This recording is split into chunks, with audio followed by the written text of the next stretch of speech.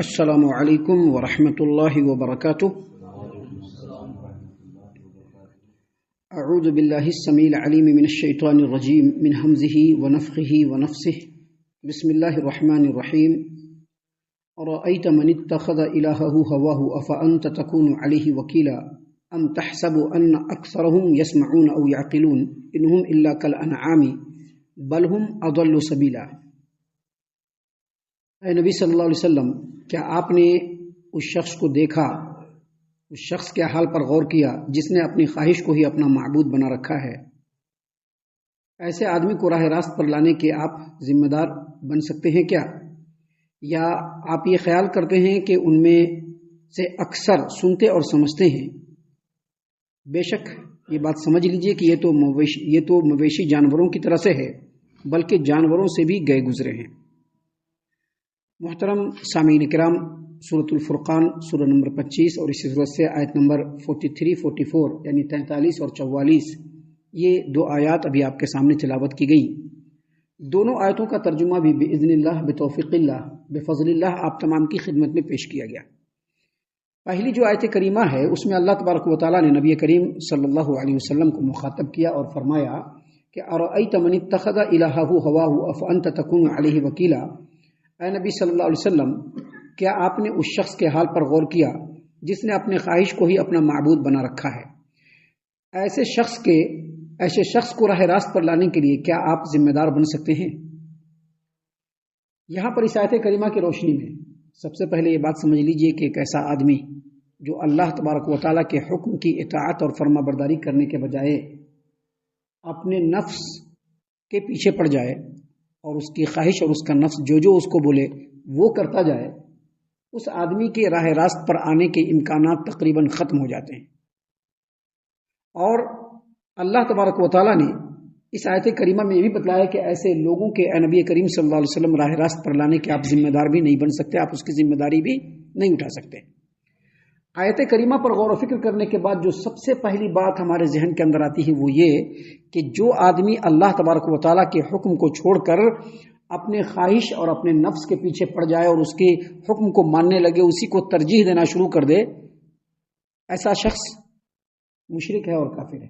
دیکھیے، پہلی بات یہ سمجھ میں آتی ہے، حالانکہ اس کی بڑی تفصیل ہے، لیکن اللہ نے فرمایا ارأیت من اتخذ الہہ ہوا۔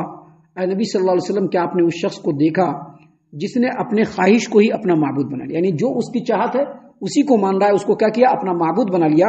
اس سے فوری بات جو ذہن میں سمجھ میں آتی ہے وہ یہی کہ جو آدمی اپنے نفس کے پیچھے بھاگتا ہے وہ مشرک ہے۔ لیکن ہم آپ کو بتلا دیں کہ جو نفس کے پیچھے بھاگنا ہے یہ کئی طرح سے ہے۔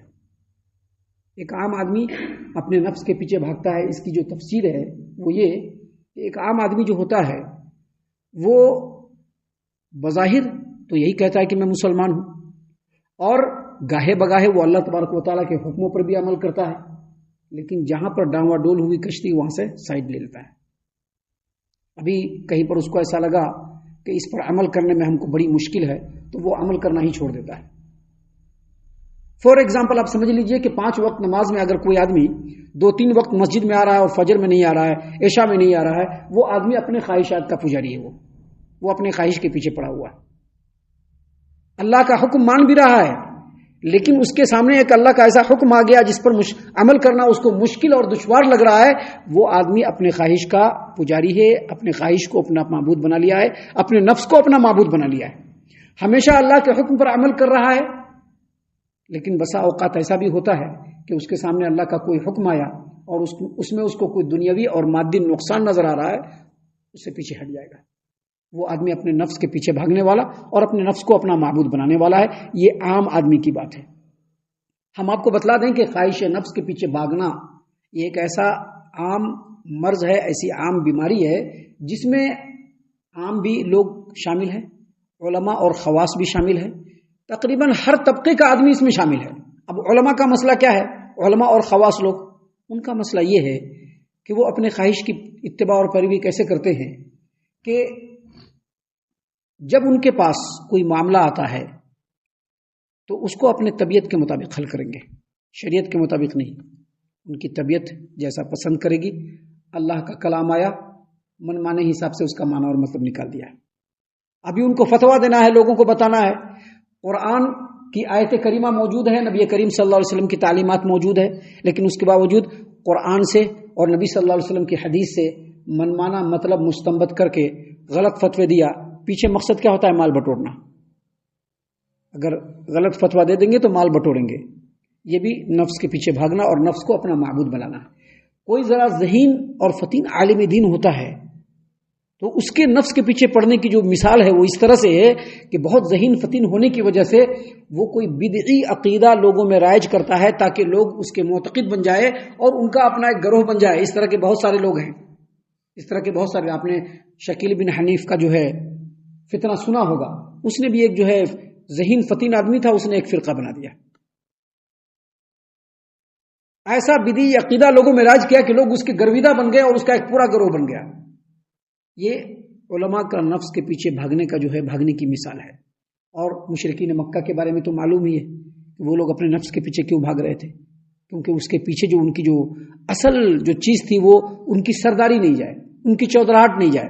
اسی لیے اللہ کا کلام سامنے آ رہا ہے لیکن وہی کر رہے ہیں جو ان کو پسند آ رہا ہے، جو ان کو اچھا لگ رہا ہے۔ اور مشرکوں کے بارے میں تو چھوڑ ہی دیجئے، مشرکوں کے بارے میں تفسیر کے اندر آتا ہے کہ ایک ایسا مشرک تھا زمانے جاہلیت میں، ایک زمانے تک ایک پتھر کو پوجتا رہا، اس کو اچھا لگ رہا تھا، بعد میں اس کو دوسرا پتھر اچھا لگنے لگا تو اس کو چھوڑا اور اس کو پوجنا شروع کر دیا۔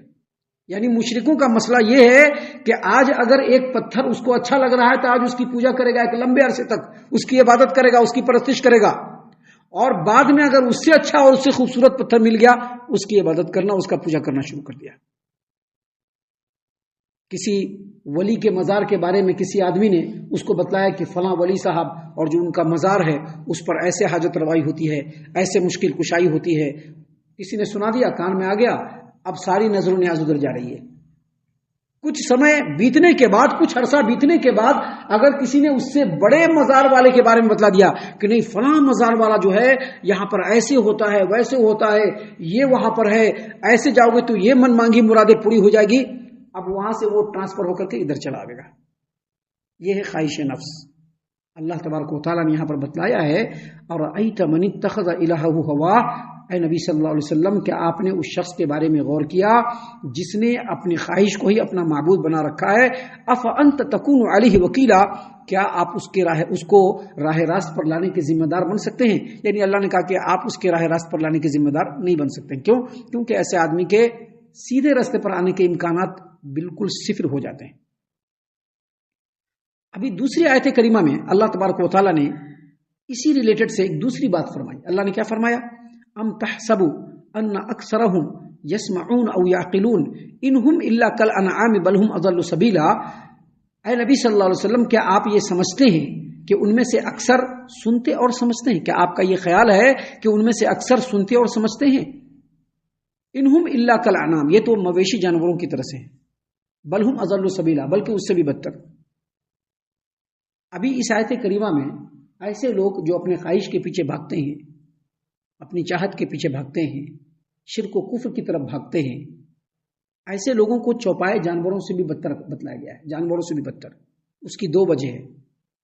پہلی وجہ یہ ہے کہ ایک جانور جس کو آپ پالیے پوسیے، یا جانور کا ایک ریور آپ پالیے پوسیے، جو جانور ہوتا ہے وہ اپنے مالک کو پہچانتا ہے، خوب پہچانتا ہے کہ یہ میرا مالک ہے، یہ مجھ کو کھانا دیتا ہے۔ ایک بار آپ بلائیں گے وہ فوراً آ جائے گا۔ اگر آپ اس کو کھلا چھوڑ دیں گے پورے جنگل میں چڑھ کر کے پھر آپ کے دروازے پر آ جائے گا۔ لیکن انسان مان رہا ہے اور تسلیم بھی کر رہا ہے کہ ہمارا رب کون ہے؟ اللہ تبارک و تعالیٰ ہے، پھر بھی کدھر بھاگ رہا ہے؟ اپنے نفس کے پیچھے بھاگ رہا ہے، شرک و کفر کی طرف بھاگ رہا ہے۔ جس اللہ کی سنگل عبادت ہونی چاہیے اس اللہ سے ہٹ کر کے دوسرے پیروں ولیوں فقیروں آستانوں دیولوں اور پتھروں کے سامنے جو ہے جھک رہا ہے۔ یہ پہلی وجہ ہے، انسان جو ہے وہ چوپائے جانور سے بھی بالکل گیا گزرا ہے۔ اور دوسری وجہ یہ ہے کہ اللہ تبارک و تعالیٰ نے انسان کو عقل دیا ہے، سوچ دیا ہے، سمجھ دیا ہے، جس سے وہ ہر چیز سمجھ سکتا ہے، جانوروں سے بڑھ کر کے۔ انسانوں کو جانوروں کی اتنا نہیں سوچنا چاہیے بلکہ اس سے اوپر اٹھ کر کے سوچنا چاہیے۔ اب اس کو بھی مثال سے سمجھیے۔ بھیڑ بکریوں کا ایک ریور ہوتا ہے اور اس کا ایک چرواہا ہوتا ہے۔ چرواہا اس کو جدھر جدھر لے جائے گا بکرا، بھیڑ ادھر ہی ادھر جائے گا۔ اس کو یہ پتہ نہیں کہ چرانے لے جا رہا ہے کہ کاٹنے لے جائے. اس کو پتا ہے؟ نہیں پتا ہے. اللہ نے اس کو اتنا ہی عقل دیا ہے، چونکہ اسی پرپس کے لیے اللہ نے اس کو پیدا کیا ہے. تو اس کو اللہ نے اتنی ہی عقل دیا ہے کہ چرواہا اس کو ہکا کر کے لے جائے گا تو اس کو معلوم نہیں کہ چرانے کے لیے لے جا رہا ہے کہ کٹ کرنے کے لیے لے جا رہا ہے، ذبح کرنے کے لیے لے جا رہا ہے. اب انسان کو اللہ تبارک و تعالیٰ نے اس سے زیادہ سمجھ دیا ہے، عقل دیا ہے، ہوش دیا ہے، ہنر دیا ہے. وہ اپنا اچھا اور برا سوچ سکتا ہے، کون دوست ہے کون دشمن ہے وہ سوچ سکتا ہے، کس راستے پر چلیں گے تو ہمیشہ ہمیشہ کی کامیابی ملنے والی ہے، کس راستے پر چلیں گے تو عارضی تو ٹیمپروری تو فائدہ ملے گا لیکن آخرت میں بہت نقصان ہوگا. یہ ساری باتیں سمجھ کر کے بھی انسان ناسمجھوں کی طرح سے بھاگا جا رہا ہے، گویا وہ چوپائے جانوروں سے بھی بدتر ہے. اسی لیے اللہ نے فرمایا کہ نبی صلی اللہ علیہ وسلم کا آپ یہ سمجھ رہے ہیں، یہ خیال کر رہے ہیں کہ ان میں سے اکثر سنتے سمجھتے ہیں. نہیں، ایسا نہیں ہے. سب کچھ اللہ نے دیا ہے لیکن یہ لوگ چوپائے جانور ہیں، بلکہ اس سے بھی بدتر ہیں، کیونکہ جو ان کو کرنا چاہیے تھا وہ یہ نہیں کر رہے ہیں. خلاصہ کلام ان آیتوں کا یہ ہے کہ ایک سچے مومن کے لیے، ایک سچے انسان کے لیے ضروری ہے کہ وہ اپنے خواہش نفس کے اوپر اللہ تبارک و تعالیٰ کے حکم کو ترجیح دے، نبی کی تعلیم کو ترجیح دے اور اسی کے مطابق اپنی زندگی گزارنے کی کوشش کرے. ہم اللہ سے دعا کرتے ہیں کہ اللہ تعالیٰ ہم تمام کو ان تمام باتوں کے اوپر خوب غور و فکر اور تدبر کرنے کے ساتھ ساتھ ان باتوں پر عمل کرنے کی بھی توفیق عنایت فرمائے. آمین.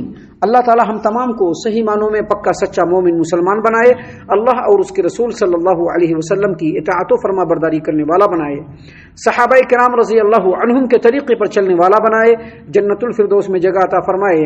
اے اللہ ہم تمام کو جہنم سے پناہ دے. اے رب العالمین ہم تمام کو جہنم سے پناہ دے. اے مالک الملک ہم تمام کو جہنم سے پناہ دے. آمین یا رب العالمین. وما علینا الا البلاغ المبین. تبارك الذي نزل الفرقان على عبده ليكون للعالمين نذيرا.